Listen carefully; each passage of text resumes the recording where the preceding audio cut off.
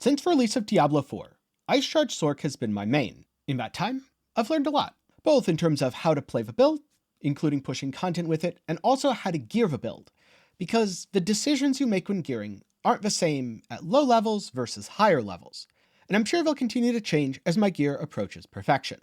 Now, right off the bat, I think Ice Shard Sorc is great. In fact, it could very well be the best Sorc build in the game, but it's far from the easiest to play. You'll have to pay close attention to the key mechanics within this guide if you want to play and set the build up correctly. But if you do, you get to teleport around rapidly, freeze everything, then blast it into oblivion, and rotate immunity when you're doing keys so that you just don't take damage, which is good because as your nightmare dungeons go into higher tiers, you're going to just get one-shot by anything that hits you. So I would describe Ice Shard Sorc as a very active but rewarding playstyle, a high skill cap that absolutely rewards perfect play. Since there are no leaderboards, I don't have any objective proof that it's the best build, but it's certainly one of, if not the most popular, and overall, it's an insanely powerful build once you do get it up and running. So to start with, I'm going to talk about the key mechanics that I leveraged to get going.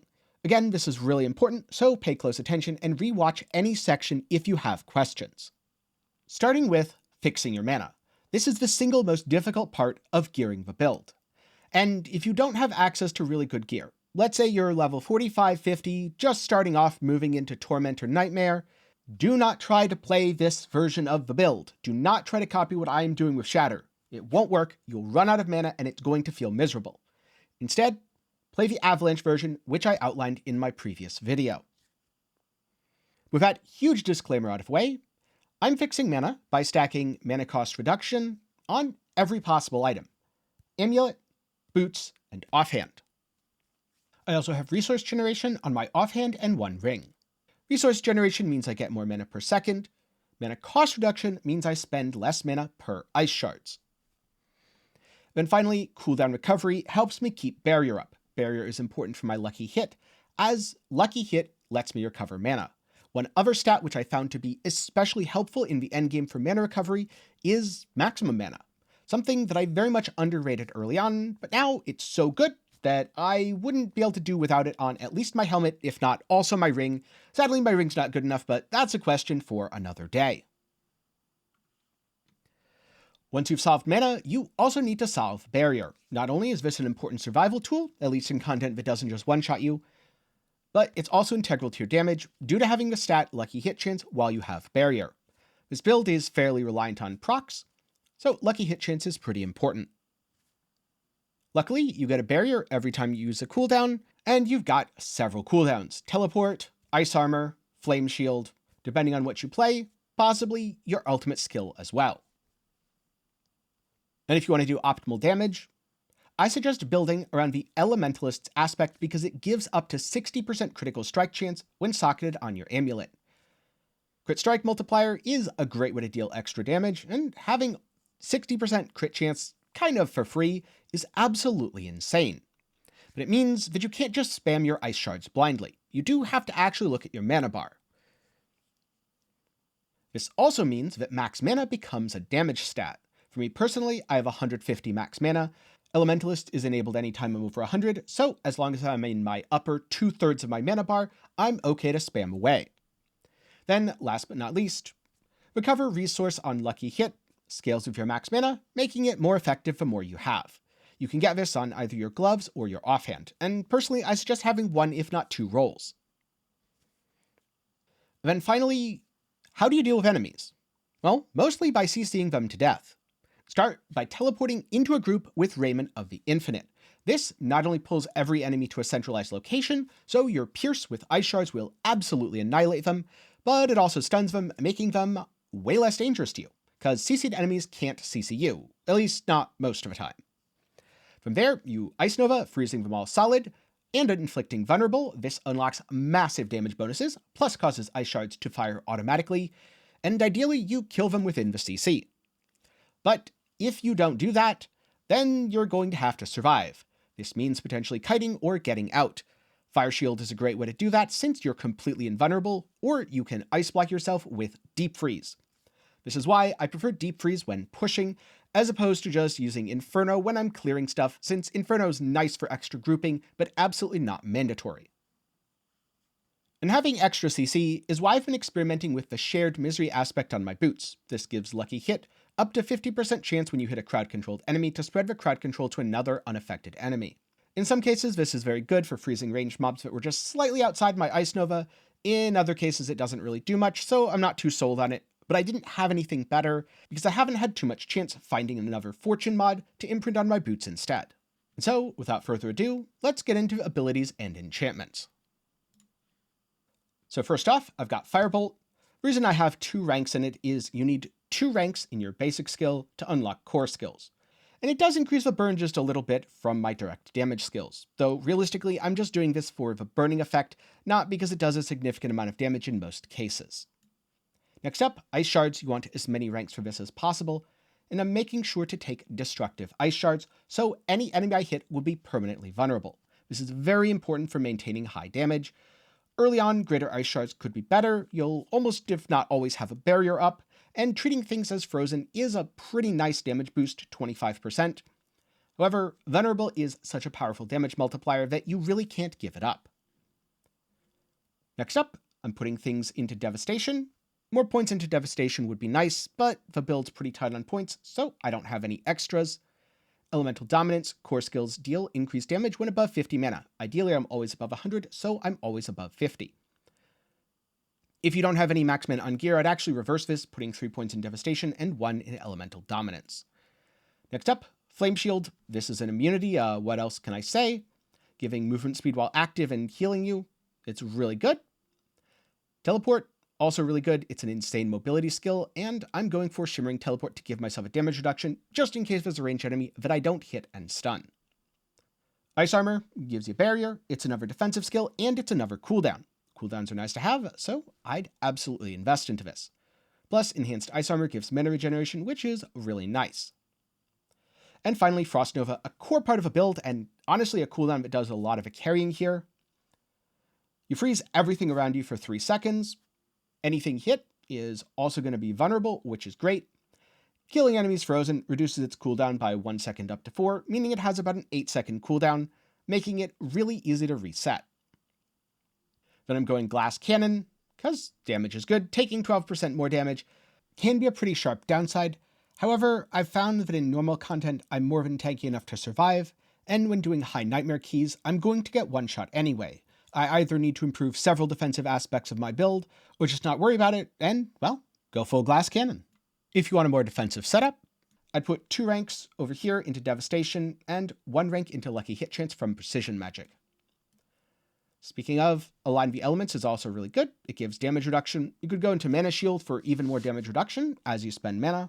Event Protection, giving you a barrier based on your maximum life. Then I've got Inner Flames, the purpose of which is just to unlock Devouring Blaze. This node is absolutely insane and one of the best in the Sorc tree, if not the entire game. You deal 60% increased critical strike damage against burning enemies. Except it isn't actually increased, at least not from the perspective of stacking with your crit strike damage. It's a multiplier on your crit strike damage. And against immobilized enemies, the bonus is set to a massive 150% at 6 ranks. Which means you can take Meteor, and also grab Enhanced plus Wizard's Meteor to immobilize enemies for 2 seconds. Unfortunately, I'm really bad at aiming my meteors, so I don't take this at all. Instead, I come over here and I get Fiery Surge. Killing a burning enemy increases mana regen by 30% for 3 seconds. This is why, on AoE, my mana is always totally fine. On single target, it's a little worse, and realistically with good gear, you could drop this, but I like it and it's worked well so far. Though, as a note, when I'm pushing, I do swap out of it to try to get a little bit of extra damage reduction from Mana Shield. Or at least I was until I got to the point where everything was one-shotting me anyway. Who knows, maybe with more damage reduction on gear, going for a defensive setup will pay off again.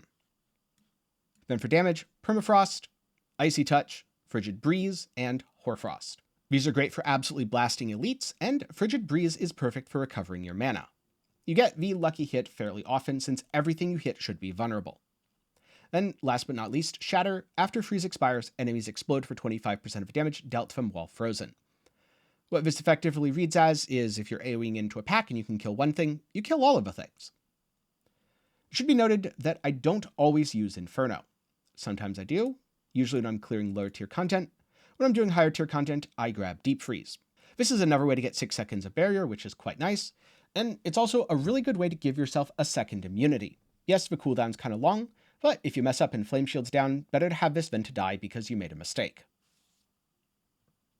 Now when it comes to enchantments, I'm using Ice Shards. This is great for AoE because it causes your main skill to fire automatically, and Firebolt. That way you get the burning effect on every enemy you hit, which is very important as we'll see later when we look at the Paragon boards. Now, speaking of Paragon boards, this is Diablo 4's endgame progression system, and a massive source of player power, especially player damage. Now for this build, there's 2 scaling effects that are especially potent. The first of which is vulnerable damage, scaled for example by the Glyph exploit. The reason that vulnerable damage is so powerful is it's a separate multiplier. This means that rather than being additive with all your other multipliers, it is, well, multiplicative. A good way to think about this is, let's say you have 50% damage and 50% damage, but they're both additive. They'd combine to 100%, so you do double normal damage. But if they multiply 1.5 times 1.5, you end up with 225%, which is 1.25 times your base original damage. Therefore, stacking as many multiplicative damage effects as possible is the way that you get the most DPS. And the exploit glyph is a good way to do it. Also, because this build uses a core skill, the destruction glyph is another great way to do it, as it provides crit multi, and crit multi is, as you guessed, well, it's kind of in the name, a multiplicative modifier. Now, I can't really take credit for this Paragon board. Honestly, all of the credit goes to Northwar. This is basically the Paragon tree from his guide over on Maxroll. However, I'm not level 100, and I do have all level 15 plus glyphs, so I've made a few tweaks and modifications, mostly to take the things that felt most important to me, while dropping the things that felt less important, or more specifically things I just didn't have points for. On my first starter board, I've got Elementalist socketed for the 20% non-physical damage and resist to all elements. It should be noted that resist to all elements isn't super important for this build since we're an int-based caster, so you kind of get a lot of it for free anyway, but I needed 40 int in radius to get the special effect of dealing fire, cold, or lightning to an enemy increases all damage that you deal. To my understanding, fire is triggered by my burning effect, lightning is triggered by my teleport, and cold is the entire rest of my build, so I should have all 3 bonuses up pretty much permanently. Then, moving on, I've got the Frigid Fate board with the Exploit Glyph. Like I mentioned before, vulnerable damage is really powerful, and everything should be vulnerable due to being hit by either Ice Shards or Ice Nova, so it's a great one to have. Also, it's just pretty darn efficient to path through the tree. In terms of major nodes, I have Swift Conjure for the attack speed. Yeah, I know, conjuration stuff doesn't matter, but I am using the attack speed, as that's, well, another damage multiplier. Then over here, Reservoir is very important for the max mana. And finally, Conjure over here, literally just for the intelligence and dexterity locked behind it.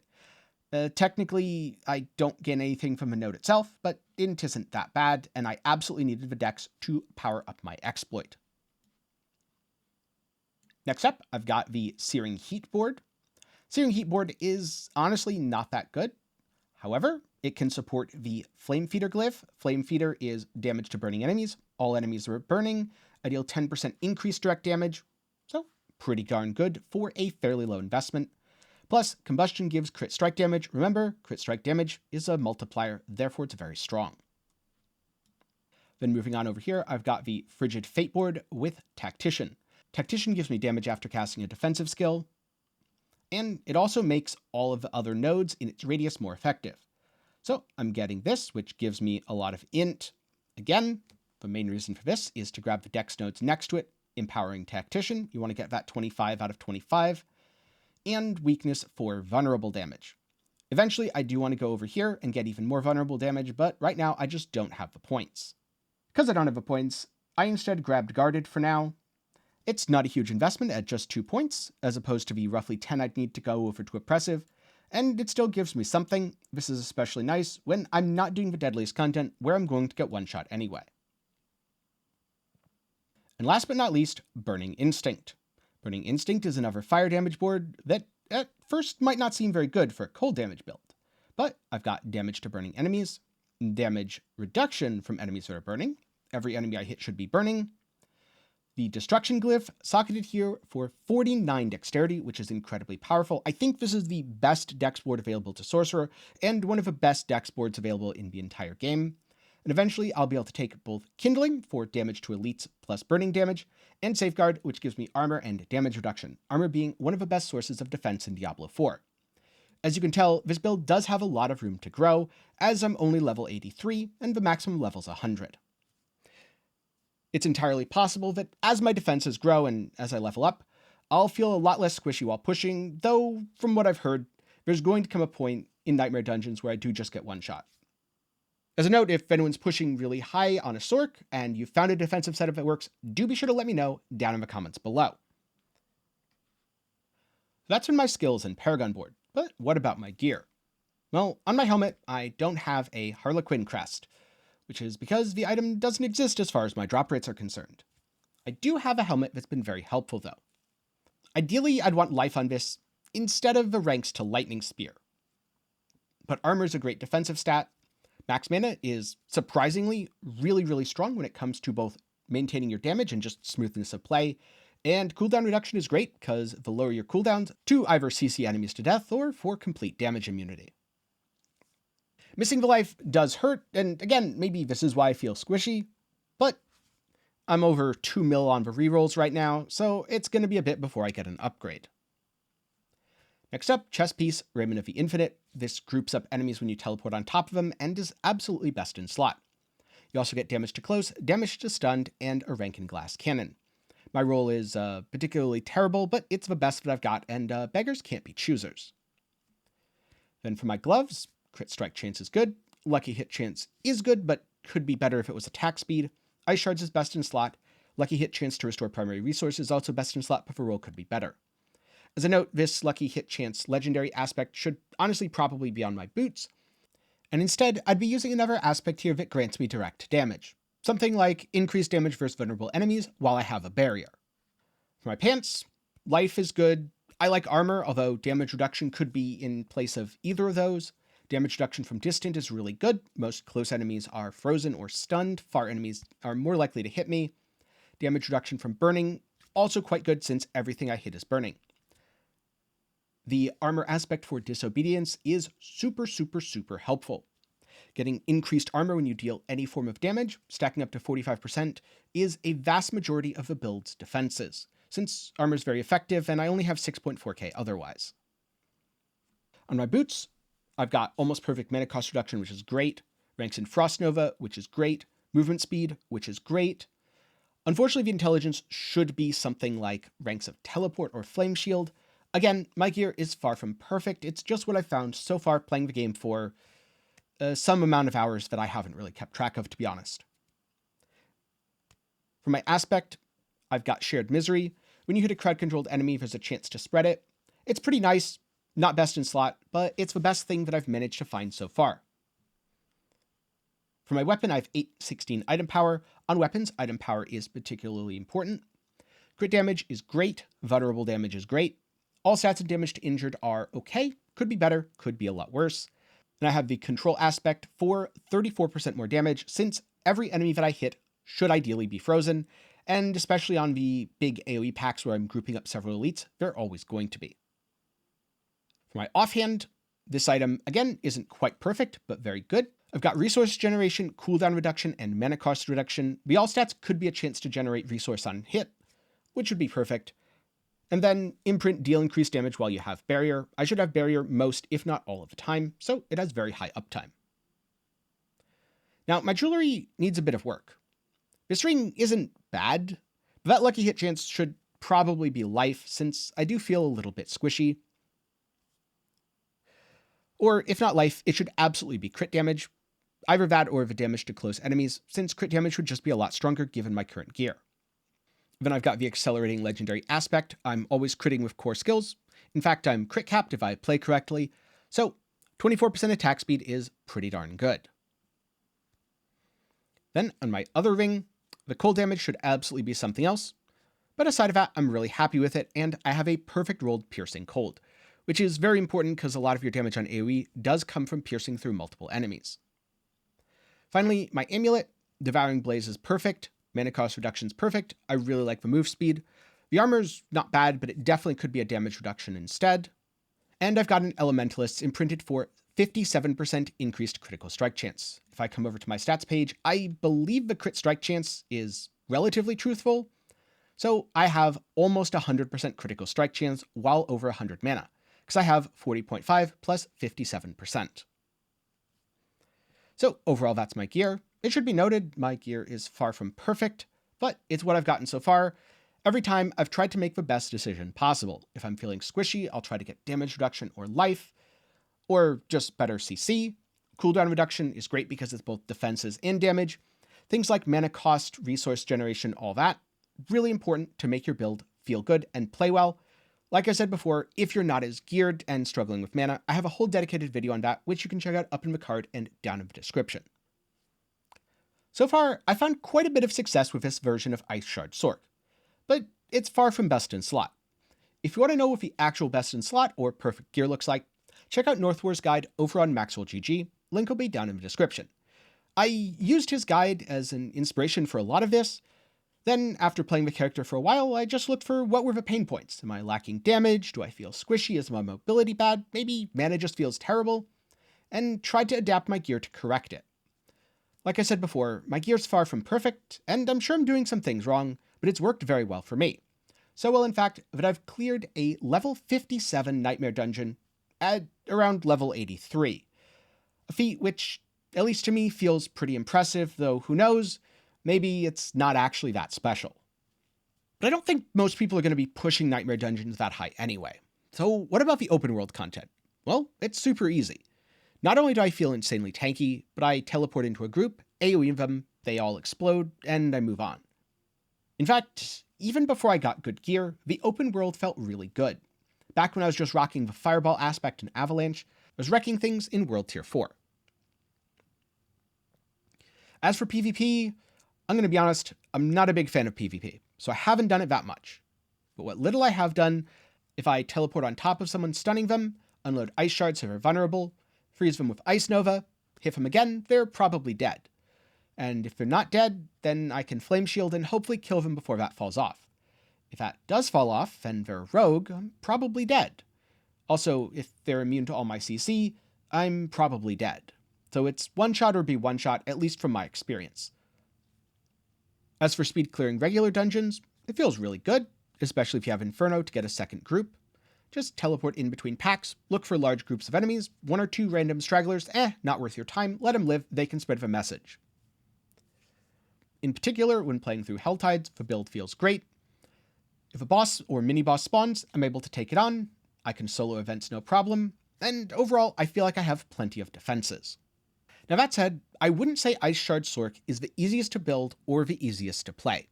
You need to manage your cooldowns well. You need to pay attention to mana, keeping it over 100 for maximum damage. And there's a lot that goes into putting your character together. Having enough armor, balancing your damage, balancing your defenses, getting cooldown, getting mana cost reduction. The list goes on. There's very few stats on my gear that actually feel wasteful, even if some may not be quite perfect. And when I'm playing, I constantly have to pay attention. This isn't a whirlwind barb where you kind of just turn your brain off and spin to win. That said, it is very rewarding to play in a way that I don't think whirlwind could be. Something about lining everything up, teleporting right into the middle of an enemy pack, freezing them all, and annihilating them just makes you feel like a god gamer. Though, if you go in without cooldowns, you're gonna feel like a little bit of a wet noodle. Also, from my experience, stray ranged enemies can be a little bit problematic, especially if they like to run around. The tracking for ice spears is that you fire in a straight line, so if the enemy's moving side to side, they won't get hit by all 5, they won't be vulnerable, and most of your damage falls off. Plus, a lot of ranged enemies hit hard, and I mean really hard, so make sure you have Flame Shield up or something else to tank through the damage. Overall, this is one of the most popular Sorc builds for a reason, and while Sorc might not be the strongest class in D4, this has felt more than able to handle almost all the content that I put against it. Like I said before, I did a Nightmare Dungeon, tier 57, and I'm only in the low 80s. I'm missing a lot of the power which comes from unlocking Paragon points as you approach level 100. Never mind the fact that to my understanding my armor will get more effective as my level approaches the enemy's level. So overall, I'm really happy I played the build. And if you're looking to play Sorc, I definitely think you should try Ice Shards at one time or another. With that said, I'm curious.